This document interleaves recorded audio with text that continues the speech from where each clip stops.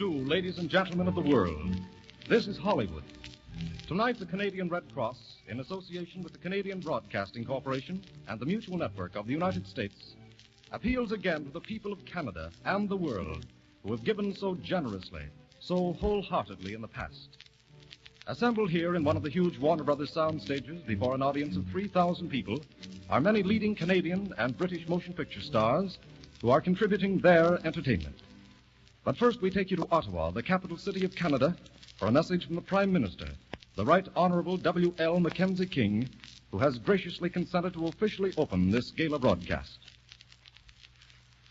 Ladies and gentlemen, tonight the Canadian Red Cross Society is appealing for $5 million to help Canadian and British men, women, and children in the hours of their greatest need.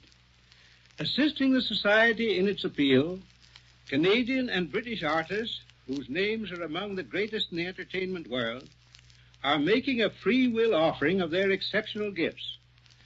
Their voices will be heard in song, in mirth, and in drama. You will also hear, in the concert to which you will be privileged to listen, the voices of the 5 little girls whose lives from the day of their birth have been a center of interest to millions of kind-hearted people and a special care of the state. The world-famous men and women who are bringing for your inspiration and enjoyment the gifts with which they have been blessed are placing their talents on the altar of our common humanity with the spontaneous generosity which is typical of the great profession to which they belong. To them, I offer, in the name of the people of Canada, a nation's thanks. To our little friends at Callender and to Dr. Defoe, I also send the grateful good wishes of us all. As we listen in the quiet of this Sunday hour to the voices of the great actors, famous musicians, and happy children who will sing or speak or play for us, I should like you to think especially of the sorrowing and suffering ones on whose behalf their individual contributions are being made. I should like each one of you to ask yourself, to what extent can I also immediately contribute to the fund of the Red Cross in order that its voice may be heard in fuller and deeper tones amid the cruelties and anguish of war? The voice of the Red Cross is the voice of humanity. It calls to us tonight from scenes of unparalleled horror and unprecedented tragedy. It is to be heard amidst the devastation of ancient monuments and humble homes, and from the waves of the storm-swept sea. It is the voice of our bravest sons and daughters, and of their kinsmen and allies beyond the seas, who lie wounded, crippled, dying, in order that we may live. It is the voice not only of brave men prepared to meet death and to suffer agonies and privations for us, but also the voice of women and little children appealing to God for rescue from the barbarities of a foe who has substituted a deity of iron and hate for the source of light and love in the human heart. Tonight, amidst man's inhumanity to man, the voice of the Red Cross pleads the cause of man's humanity to man. It is the voice of compassion, of pity, of loving kindness, of Christ-like ministration. Its work unites into one great community of mercy, all creeds, all classes, all races. Under its banner, doctors and nurses brave pestilence and death. Beneath the sign of its holy symbol, men and women comfort the afflicted, welcome the refugee, feed the hungry, shelter the homeless, tend the sick, aid the wounded, and bring hope to the dying. It is this great humanitarian service which at this time we are being called upon to aid. Our own hearts will need much in the way of consolation before this terrible and ever-widening conflict is at an end. in what we ourselves have done to lessen its sacrifices and to assuage its sorrows, will lie the only real consolation we shall ever have. Ladies and gentlemen, many voices appeal to you tonight. Strongest, perhaps, is the voice of conscience, the celestial and immortal voice, it has been called. Of your generous response to the eloquent appeal of these many voices, I am not the least in doubt.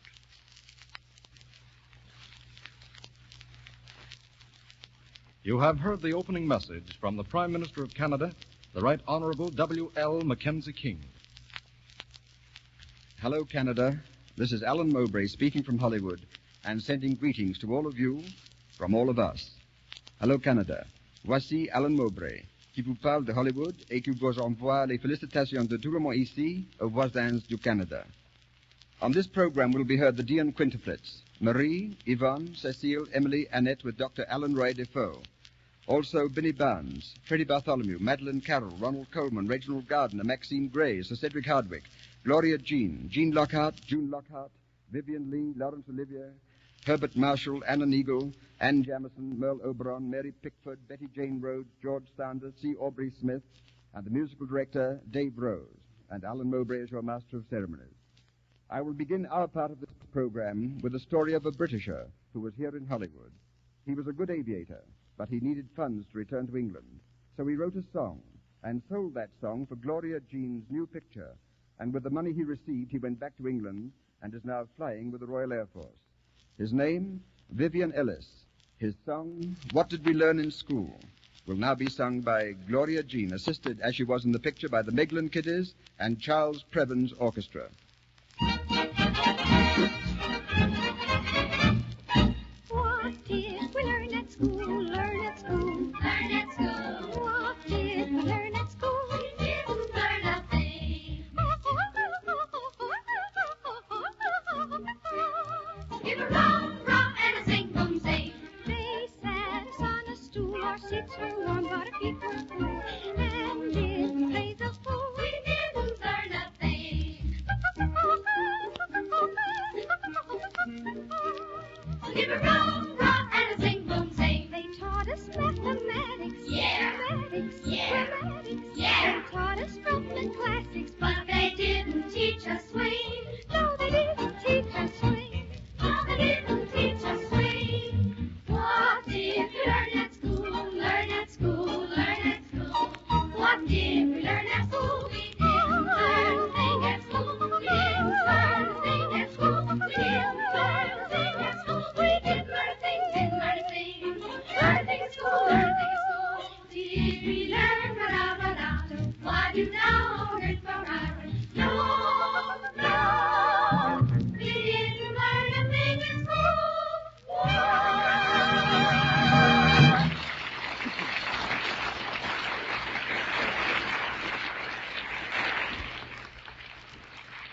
The guest conductor for that number was Mr. Charles Previn. And now, Reginald Gardner. Some think him mad, some are quite sure of the fact. Any man who is convinced that he is a railroad train is, in the words of Hollywood, nuts. Reginald Gardner.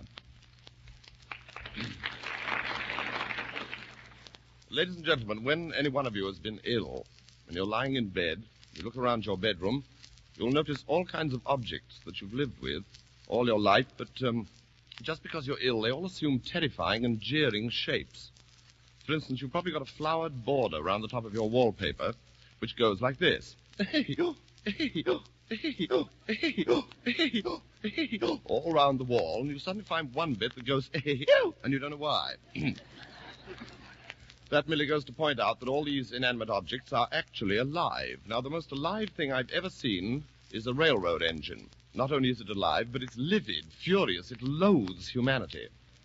And in direct contrast, of course, we have a ship, which is a sweet thing, proud and wonderful, but an engine, no. And the only man who isn't afraid of it, I can't think why, is the engineer, who, when he gets the signal to go, he pulls down a handle, and this livid beast is unleashed.